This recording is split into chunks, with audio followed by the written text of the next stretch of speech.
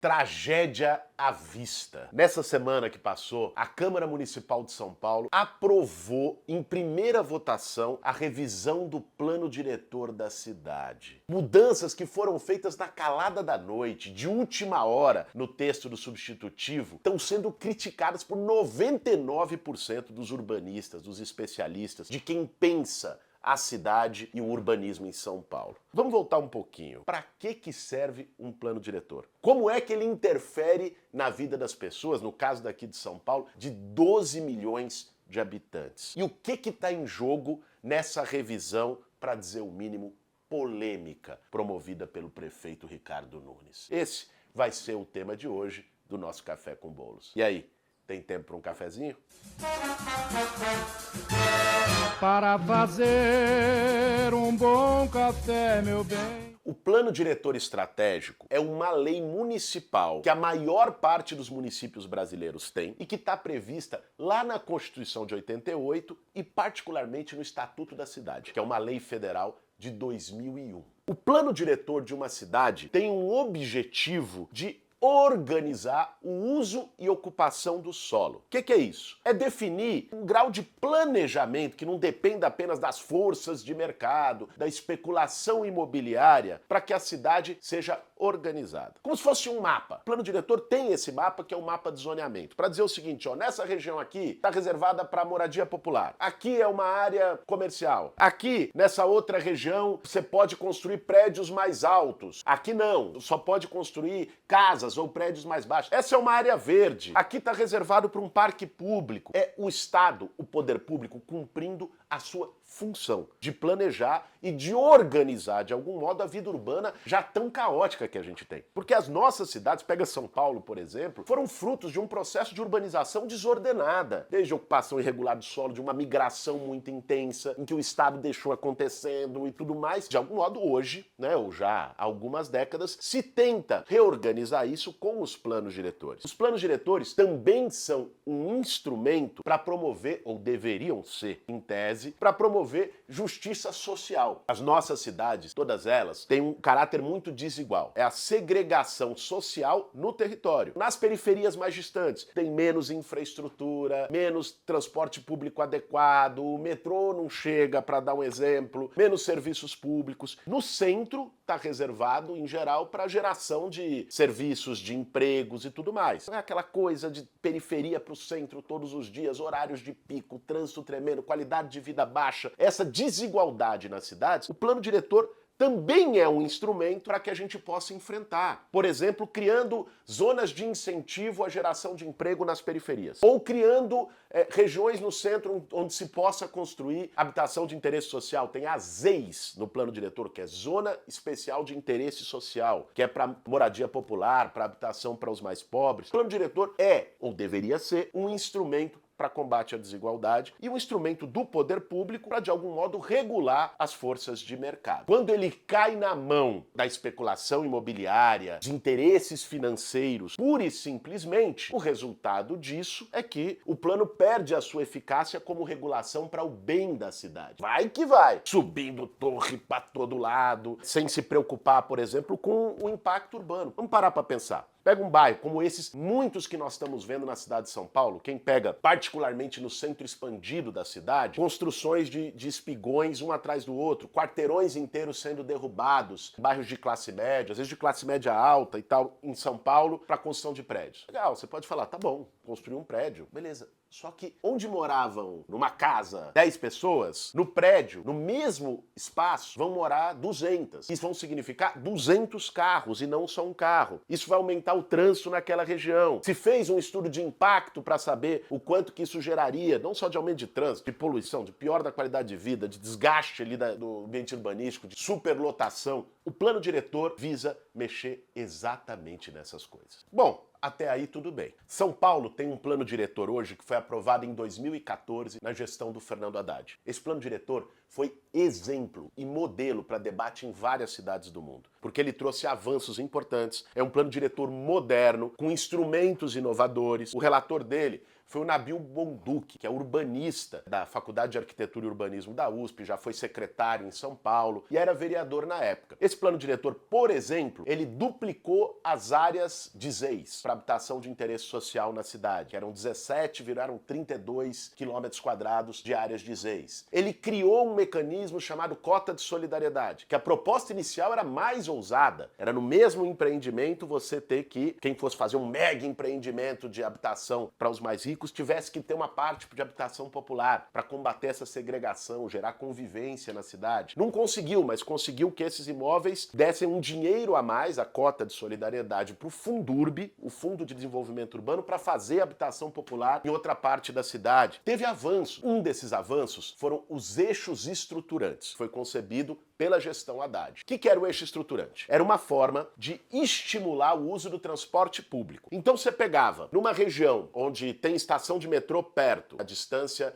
estabelecida era de 600 metros de uma estação de metrô, você poderia fazer prédios mais elevados e com menos vagas de garagem. Qual que é o cálculo com isso? É você adensar mais a população numa zona onde tem transporte público de qualidade já disponível. E você desestimular o uso de transporte individual. Isso o mundo todo, as cidades globais estão discutindo isso. Como estimular o transporte público e desestimular o transporte individual. São Paulo fez isso com eixo estruturante. Valia para 600 metros das estações de metrô e 300 metros dos corredores de ônibus. Esse é o plano que está em vigor hoje na cidade de São Paulo. Esses números não foram tirados da cartola. Foi feito um cálculo, estudo de impacto e por aí vai. Bom, o que eles querem fazer agora nessa revisão? Um dos pontos que eles querem mexer é exatamente no eixo estruturante. Querem aumentar de 600 metros o perímetro onde se pode construir prédios mais altos e tudo mais das estações de metrô para 1 quilômetro. E dos 300 metros dos corredores para 450 metros. Ah, Boulos, mas tudo bem, é só um número ali. Não. Se a gente pensar isso assim, no centro expandido da cidade, com mais de 90 estações de metrô que tem, dá 102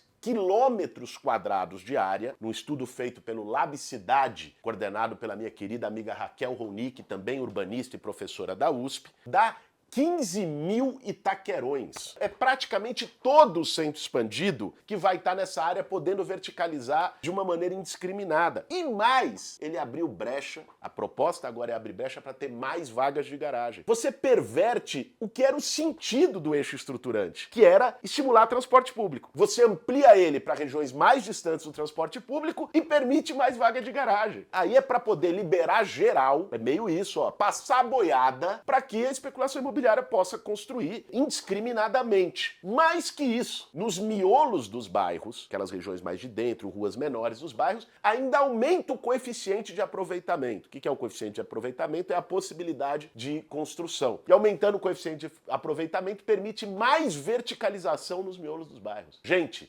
isso é caos. Isso é uma tragédia, assim, que tá ali. Dá pra ver na esquina o que vai acontecer. Vai estimular ainda mais. Para isso, bom, para o setor imobiliário é bom, porque eles vão ter lucratividade sem limite. Constrói. Quanto mais andares construir, mais eles ganham de rentabilidade num prédio. Agora, para a cidade isso é bom? Você verticalizar tudo, botar milhares de pessoas num único quarteirão, mais distante de transporte público, dando mais garagem, isso aqui vai ficar intransitável. Quem anda em São Paulo já sabe o congestionamento absurdo que tem na cidade. É uma maneira de você agradar um determinado setor, atender um único segmento, com o prejuízo do futuro da cidade. Porque plano diretor não é só para o ano que vem, é para planejar os próximos 10, 15, 20 anos. É esse atentado que eles estão fazendo agora sob o comando do prefeito Ricardo Nunes. Cara, essa assim, vamos falar o português claro. Isso não é uma questão de ser, estão querendo barrar o investimento imobiliário, o setor da construção gera empregos. Não, o plano diretor atual já levou a um boom da construção, um boom imobiliário na cidade de São Paulo. Você tem um crescimento ano a ano, porque ele permite os eixos estruturantes. Agora, você tem que fazer isso com planejamento. Você não pode, ainda mais numa cidade de 12 milhões de habitantes, você tem que pensar que cada ação gera um impacto. Você liberar geral para construção, tá óbvio o que vai gerar ali na frente. Você vai gerar uma cidade em que é impossível de se viver. Uma cidade que você não vai ter como resolver o problema de trânsito. Nós temos mais 6 milhões de automóveis na cidade de São Paulo. Se você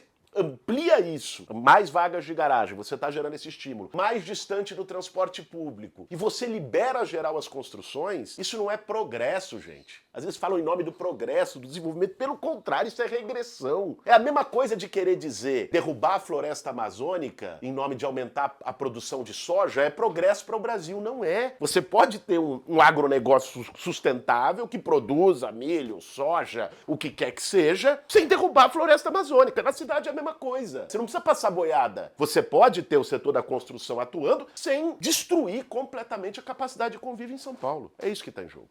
Agora, não parou por aí. Tem um outro retrocesso que eles botaram na revisão do plano diretor, além desse dos eixos estruturantes, que é o Fundurb. Eu falei aqui já no nosso Café com Bolos do Fundurb, o Fundo de Desenvolvimento Urbano. O que é o Fundurb? É um fundo que foi criado para poder combater as desigualdades na cidade. Que ele vai ser para habitação popular, para regularização fundiária, para urbanização de favelas. O dinheiro do Fundurb é para isso. De onde vem esse dinheiro? De um instrumento dos planos diretores chamado outorga onerosa. O que é outorga onerosa? Outorga onerosa é o seguinte, tem lá o coeficiente construtivo de uma região no plano diretor que você só pode fazer prédios de 10 andares. Um exemplo. Mas você quer fazer de 15. Tudo bem, você pode fazer de 15. Mas você vai pagar uma taxa para poder construir o prédio de 15. O nome dessa taxa é a outorga onerosa. Esse recurso vai para o Fundurb. É assim que funciona, isso existe nos planos diretores de boa parte das grandes metrópoles do mundo. E a outorga onerosa deveria, então, é uma forma de distribuição. Você pega de um setor determinado, pelo setor imobiliário, e você deveria investir no combate às desigualdades na cidade. O que eles estão propondo agora? Qual que é a genialidade do momento?